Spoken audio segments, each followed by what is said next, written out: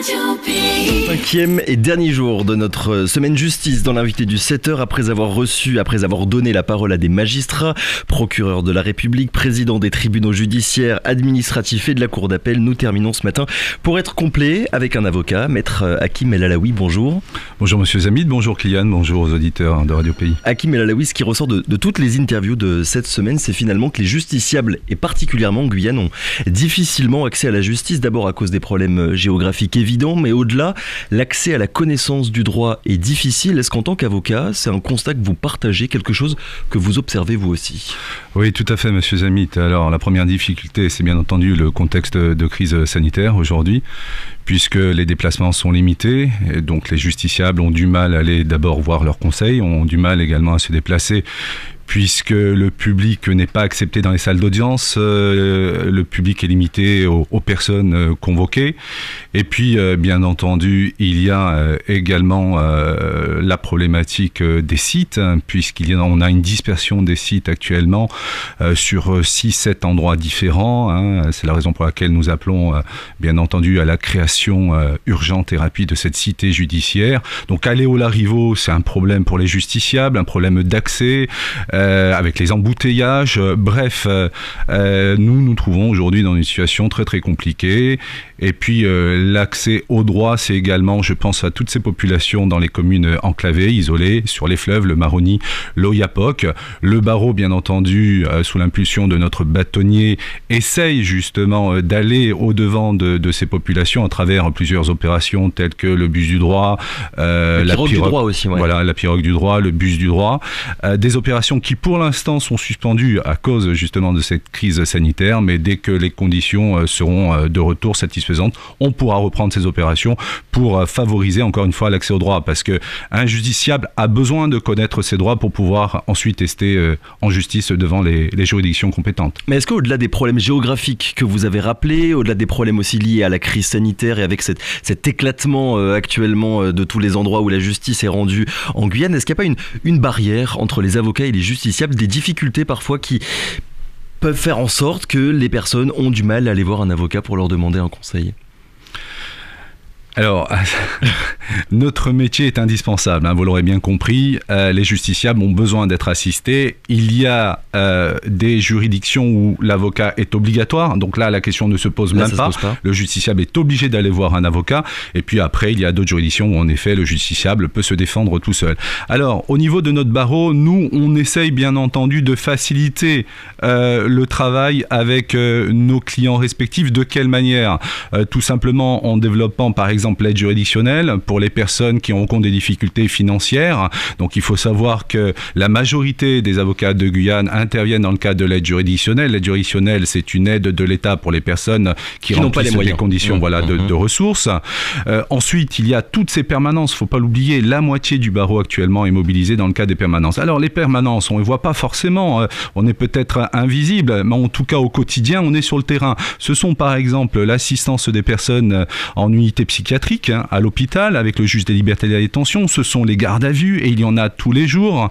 Ce sont les mineurs en danger. Ce sont les procédures également devant le juge des libertés et de la détention, devant le juge d'instruction. Bref, la moitié du barreau est mobilisée pour ces personnes-là. Dans le cadre de la commission d'office, il y a l'aide juridictionnelle. Et puis après, nos cabinets sont ouverts pour le reste de la population dans le cadre, bien entendu, de prestations payantes. Et on essaye, bien entendu, d'adapter nos honoraires aux situations de notre clientèle. Donc, il y a un véritable effort qui est fait de la part des avocats. On ne compte pas notre temps non plus. Hein. On est sur le terrain du lundi au dimanche. Et donc, nos bureaux, nos cabinets ont toujours été ouverts. Alors, il y a peut-être un problème de maillage au niveau de notre territoire. On est absent de certaines zones. Il faut savoir que 95% de la population des avocats est concentrée sur Cayenne. Actuellement, sur Kourou, population de 20 000 habitants, nous n'avons pas d'avocats. Sur Saint-Laurent-du-Maroni, nous avons actuellement 2 avocats pour une population de 60 000 habitants. Alors, à titre de comparaison, en métropole, une agglomération de 60 000 habitants a au minimum 50 avocats. Donc, vous voyez le fossé. Alors, quelle solution ? Bien entendu, nous sommes 80 avocats. Je ne cesse de le répéter, le bâtonnier ne cesse de le répéter. On a besoin de nouveaux avocats en Guyane. La population croît rapidement et donc il y a des besoins énormes. Les contentieux aussi augmentent rapidement. Sur Saint-Laurent-du-Maroni, ce qui nous rassure, c'est la création de ce tribunal. Il ne peut pas y avoir d'avocat s'il n'y a pas de juridiction. La preuve, à Kourou, il n'y a pas d'avocat actuellement. Pourquoi? Parce qu'il n'y a pas de juridiction. Donc quel est l'intérêt pour un avocat d'être sur Kourou? On serait limité simplement à des prestations de conseil. On ne pourrait pas plaider. Saint-Laurent, c'est différent. On sait qu'à terme, on aura une juridiction de plein exercice et là, il serait intéressant en effet pour des avocats de s'installer. Et ce problème, il se règle comment, excusez-moi de vous couper, en attirant des avocats de métropole ou en formant mieux des étudiants en droit directement à l'université de Guyane? Alors merci de me poser cette question parce que le barreau est totalement investi justement dans la transmission, dans l'encadrement de notre jeunesse. Il faut savoir que l'université de droit vraiment est en plein essor avec un travail formidable de M. Bondil, le responsable de la filière, plus d'une centaine d'étudiants. Aujourd'hui, ces étudiants sont en stage dans nos cabinets, puisque c'est leur période de stage de 2 semaines obligatoires. Nous les suivons, nous les accueillons dans nos cabinets, on les accompagne et certains vont passer en effet l'examen d'entrée au concours d'avocat ou de la magistrature ou d'autres examens. Donc il y a cet encadrement, il y a cette transmission du savoir. Nous, on joue pleinement le jeu. On intervient à l'université également. Un certain nombre de non-confrères interviennent en qualité de professeurs. On intervient aussi dans le cadre de modules d'art oratoire, de plaidoirie, d'éloquence. Bref, le barreau, les avocats de Guyane encadrent la jeunesse et le but c'est quoi à un moment donné? C'est que l'on ait des étudiants guyanais qui puissent travailler ici. Juste une chose, cela fait 2 ans au barreau que nous n'avons pas de nouveaux avocats. Voilà, c'est une première. Alors que le nombre d'affaires, je suppose, augmente. Tout à fait. De plus en plus. Donc on n'attire pas d'avocats. Jusqu'à présent, les avocats venaient plutôt de l'extérieur. Cela fait 10 ans que j'exerce. J'ai reçu un certain nombre de stagiaires. 3 sont devenus avocats dans les 10 ans. Et aucun n'est revenu malheureusement, parce que l'école se trouve en métropole, ils partent, ils prennent l'habitude et ne reviennent pas. Je l'ai dit, nous avons reçu ici même à Hakim El Alaoui 4 magistrats depuis lundi. C'est quoi les liens qu'entretient un avocat avec un magistrat, les relations entre les deux, comment est-ce que ça se passe? Alors il ne faut pas oublier que l'avocat est un auxiliaire de justice, nous sommes un véritable partenaire, on travaille en bonne intelligence avec les magistrats. Nous œuvrons tous pour cette justice, service public en quelque sorte, on est véritablement des partenaires, c'est la raison pour laquelle le bâtonnier a demandé à ce que l'on soit associé dès le départ à la création de la cité judiciaire. Pourquoi? Parce qu'on a également notre mot à dire dès le départ. Lorsqu'on est avocat, on évolue dans les mêmes lieux que les magistrats. On a aussi des demandes spécifiques. Lorsqu'on doit s'entretenir avec nos clients, on a besoin de box, vous comprenez bien. On a besoin de salles dédiées à la consultation des dossiers. Bref, il y a tout un travail qui est fait actuellement dans le cadre de la création de la future cité judiciaire. Et au quotidien, mais écoutez, on travaille avec les moyens dont nous disposons, ensemble, en bonne intelligence. On est dans Majoritairement, ça se passe bien. Oui, très très bien. Alors, on est quand même dans une petite juridiction où il y a une certaine proximité entre les magistrats et les avocats. On peut discuter ensemble, ils sont accessibles. Voilà, dès qu'il y a une difficulté, on essaye de trouver des solutions ensemble. Donc, jusqu'à présent, le partenariat est très intéressant, très satisfaisant. Et encore une fois, on travaille en bonne intelligence. Hakim El Alaoui, est-ce qu'il y a beaucoup de fausses idées répandues à propos des avocats? Mardi, nous parlions avec Samuel Finiels de l'image du procureur qui peut être influencée notamment par les films et par les séries, surtout américaines. Est-ce que vous aussi, parfois, vous vous rendez compte, parmi vos clients par exemple, qu'il y a beaucoup d'approximations qui sont faites quand on pense aux avocats? Oui, en effet. Déjà, on a tendance à croire que les avocats ne défendent que des auteurs.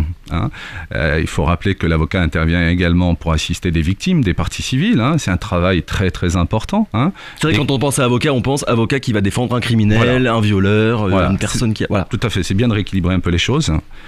Et Dieu sait si on intervient souvent pour ces victimes. D'ailleurs, nous offrons des consultations, toujours sous l'impulsion du barreau, du bâtonnier, des consultations gratuites justement pour les victimes, à Kourou, à Cayenne. Donc il y a quand même cette partie-là qui est très très importante. Et puis après, les préjugés habituels sur l'avocat. L'avocat défend un coupable, quelqu'un qui a commis une infraction. Écoutez, jusqu'à preuve du contraire, les médecins soignent des malades. Il est rare qu'un médecin ne soigne pas quelqu'un de malade. C'est un peu la même chose. Et c'est tout à fait normal qu'un avocat assiste quelqu'un qui est poursuivi pour une infraction. Alors quelquefois, il arrive en effet qu'il n'ait pas commis cette infraction. Mais voilà, c'est notre travail. Nous sommes des professionnels. Ce n'est pas à nous de rapporter la preuve de l'innocence de notre client, mais c'est au parquet de rapporter porter les éléments de culpabilité, on fait un travail de professionnel, à savoir étudier un dossier pénal, mettre en avant justement les éléments ou l'absence d'éléments de culpabilité, et ensuite, n'oublions pas, ce n'est pas l'avocat qui juge. Souvent, on nous reproche d'avoir, par exemple, aidé un malfaiteur, un délinquant. Non, la décision est prise par des juges.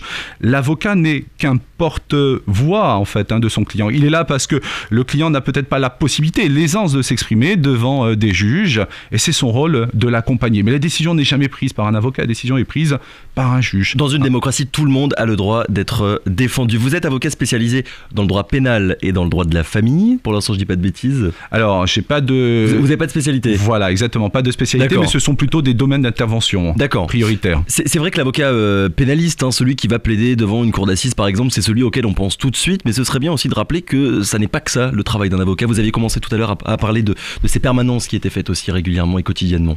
Exactement. Alors, c'est vrai que le pénal est très présent sur le territoire parce qu'on a une délinquance importante, mais au quotidien, nous avons des avocats au barreau qui œuvrent, par exemple, en droit des affaires, qui vont donc livrer des conseils importants, des chefs d'entreprise, dans le cadre aussi des procédures collectives de redressement, de liquidation. C'est un travail important parce que ça touche à l'économie du département. Quand vous êtes avocat et que vous assistez un chef d'entreprise, très très important, vous l'aidez à développer son entreprise, vous l'aidez à gérer les risques au quotidien, et ça c'est un travail qu'on ne voit pas forcément, puisque cet avocat-là, il n'a pas forcément plaidé, c'est un avocat qui va plutôt délivrer des conseils et plutôt rédiger des actes.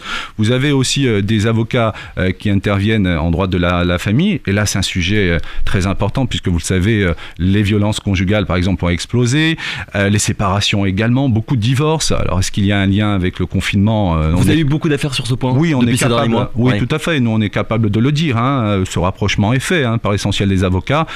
Et il y a eu, bien entendu, un contexte qui a favorisé, malheureusement, certains actes relatifs aux violences conjugales. Beaucoup de séparations parce que les gens ont appris, en fait, à se découvrir, en quelque sorte, en restant bloqués chez eux.